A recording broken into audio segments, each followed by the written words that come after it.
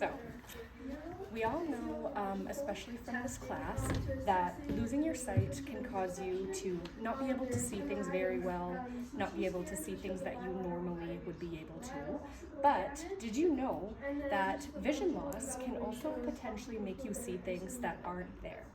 Today, I am going to be talking about a condition called Charles Bonnet syndrome. I sometimes also call it Charles Bonnet syndrome just because that's how I read it, so I'll kind of use those words interchangeably. And basically, a little bit of background for that is Charles Bonnet wrote about his experience with his grandfather.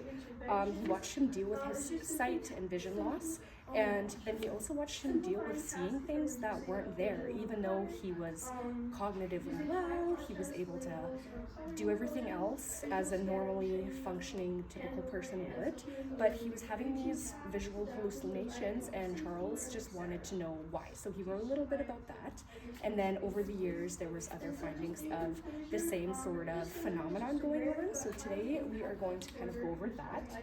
Starting off with what it is CBS is causing these vivid, complex hallucinations of things that aren't there.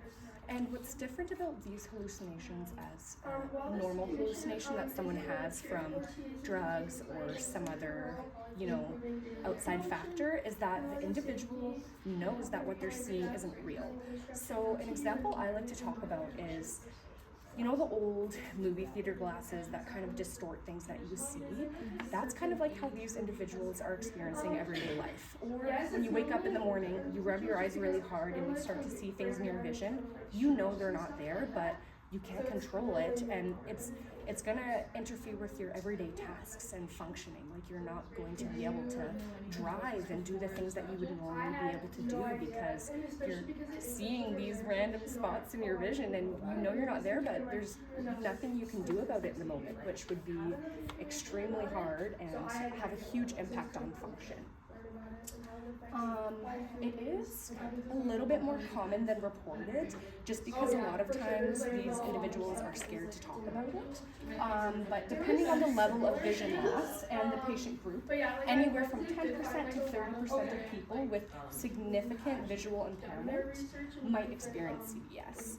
So that's kind of the key underlying feature with this, is that all of these individuals have experienced some sort of vision impairment.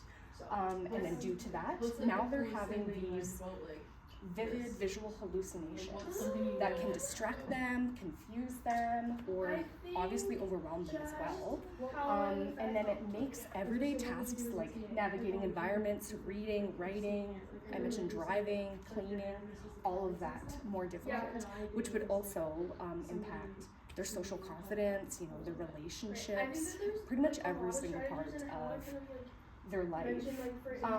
And yeah, the really interesting thing about this condition in particular is that they have intact cognition and mental health. So actually diagnosing it is a little bit difficult because they pretty much have to rule out everything else before coming to this conclusion. So a few of the steps in the diagnosis process is confirming that they have a significant visual loss. And then they have to take a detailed history of the type of hallucinations they're having, some descriptions of it, and then rule out psychological issues, psychiatric issues, neurological causes, so like a stroke or tumor, and then also things like delirium, that they're not having any other reasons for it. And then they'll also have a visual assessment and neurological exam. So that involves a lot of different parts of the team. So an ophthalmologist could be involved, neurologists, optometrists, OT and PT can be involved in that, and then mental health professionals as well, just because it has such an impact on their life. And the TA role, so we wouldn't be diagnosing anyone, we would just be following the treatment plan as prescribed by our OT or PT.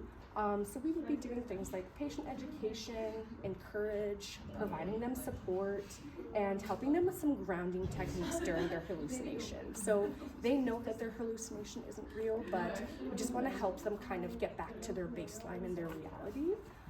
So we also will support low vision strategies, so organizing their environment in a better way, increasing lighting so they can see better, and also using contact cues and labeling items. So if they see something, they can actually touch and see if it's real or not, just to kind of help them ground back to the reality.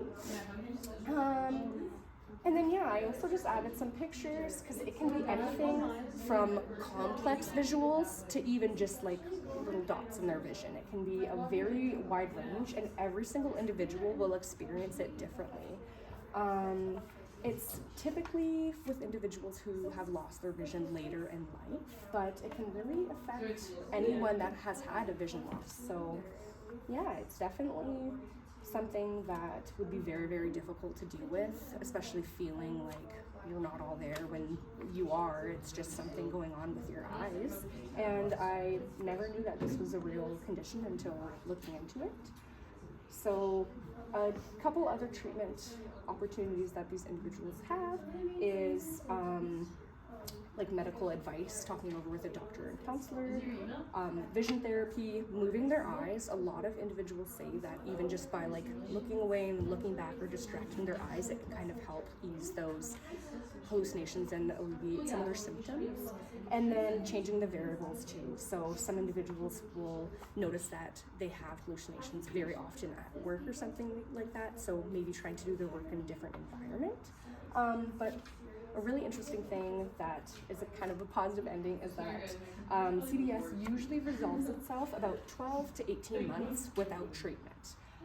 However, it's a good idea to find out everything you can, obviously go see your doctor, do all of the strategies to help you live more comfortably, and understanding the condition can help reduce some of those mental health feelings and stigma, and depending on the severity of the treatment will obviously depend on how you treat it.